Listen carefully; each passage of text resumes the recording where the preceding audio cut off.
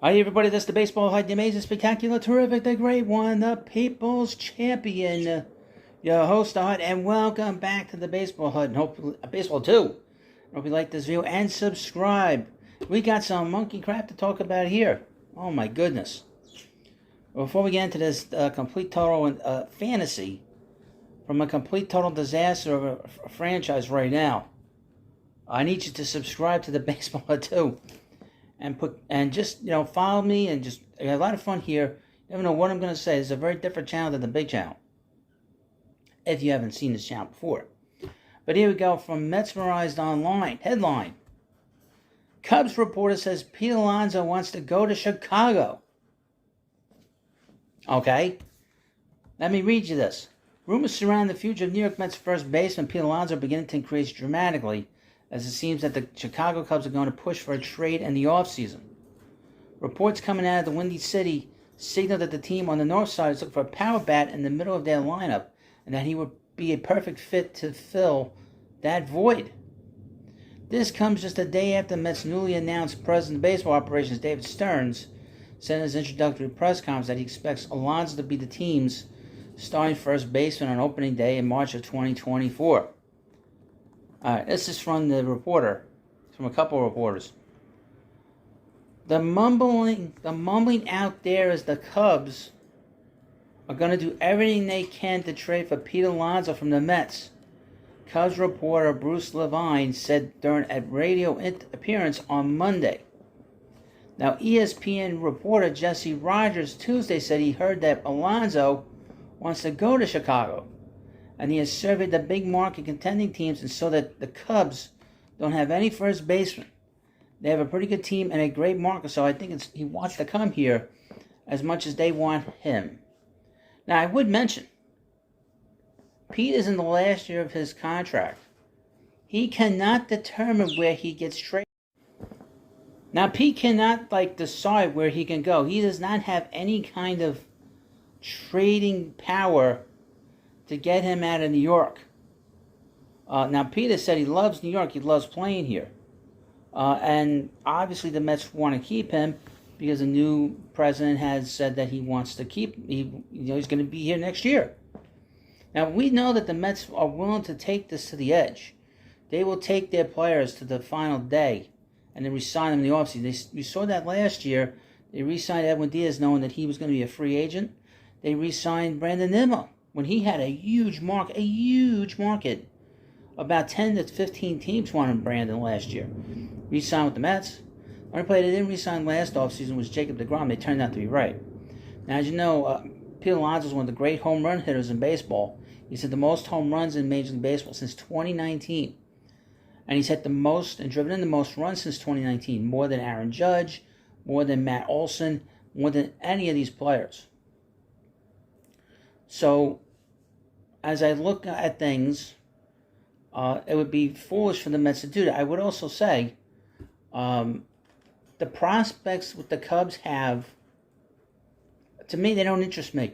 Their best prospect is Pete Armstrong, who played in September. Did he get a hit in September?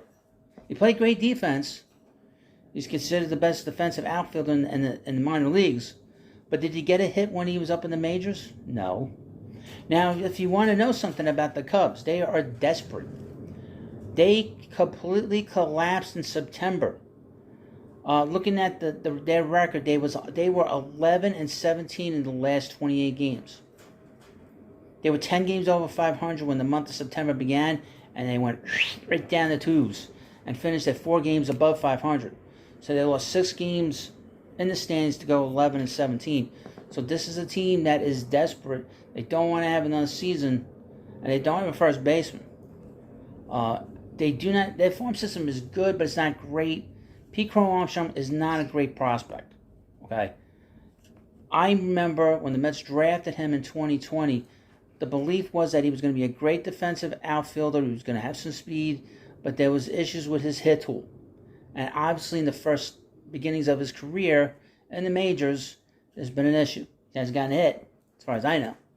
Now, I didn't particularly like that pick because I felt you don't pick a guy whose best tool is his defense. especially in baseball. You want the guy to be able to hit. They don't have to hit for power. He's got to hit. He's got to hit. And he just doesn't do it for me. And it would be kind of ridiculous that the Mets would go and bring him back, after trading him for Javi Baez and Trevor Williams a few years ago.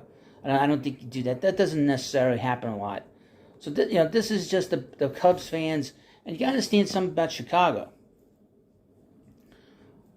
The media that covers the Cubs is like the opposite of the media that cover the Mets. And talk about the Mets. Everything is through rose-colored glasses when it comes to the Cubs. They don't criticize the team.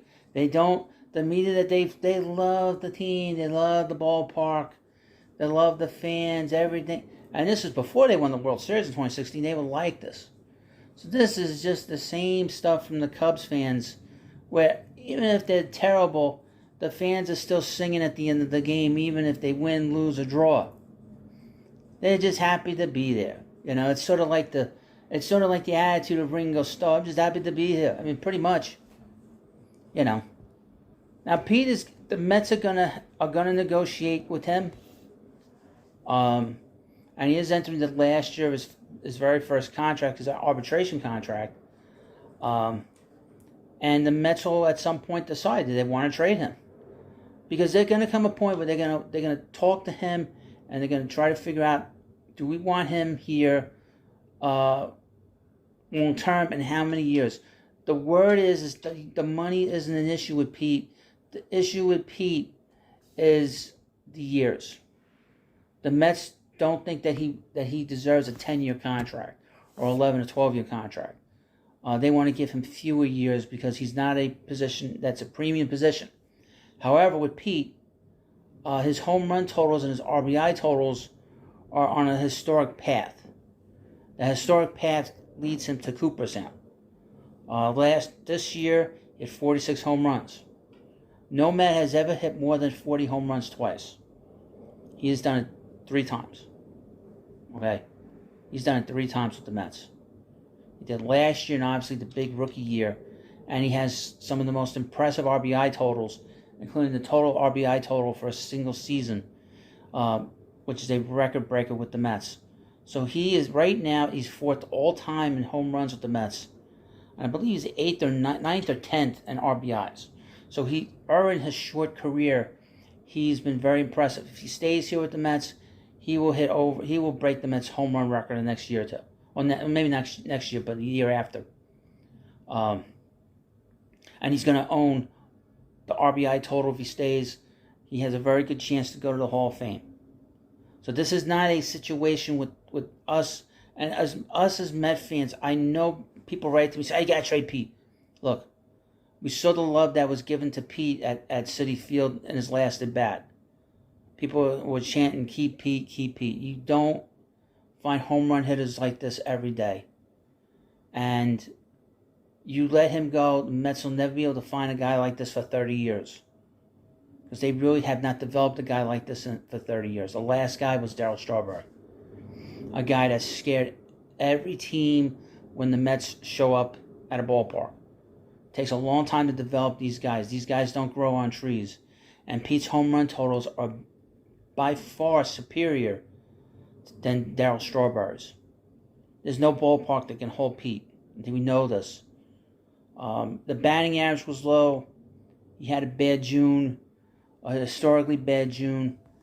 He's a .250 hitter. Keith Hernandez has compared Pete to Harmon Killebrew. If you see his swing, you see the batting average. He's got a chance to hit 500 home runs, just like Killebrew did. And you cannot sort of wash that away. You can't forget about the historical aspects to his career. Now, these reporters, they're going to be coming up with all kinds of rumors because the Mets were looking to move players that didn't have a contract beyond next year. And Pete doesn't have a contract past next year, which makes sense. But if you notice, they didn't move anybody really of note other than the pitchers and Mark Hanna and Tommy Pham, guys that are sort of not journeymen, but guys that just, some of them are journeymen, But Pete's not a journeyman player; he's a cornerstone player, And the Cubs are a desperate team coming off a really bad collapse. So just keep that in mind. The Cubs had it right in their hands to get the postseason, and they blew it, man. They blew it. You know. Well, let me know what you think about this video. And, of course, please subscribe to the Baseball Hut too, and I'll see you later.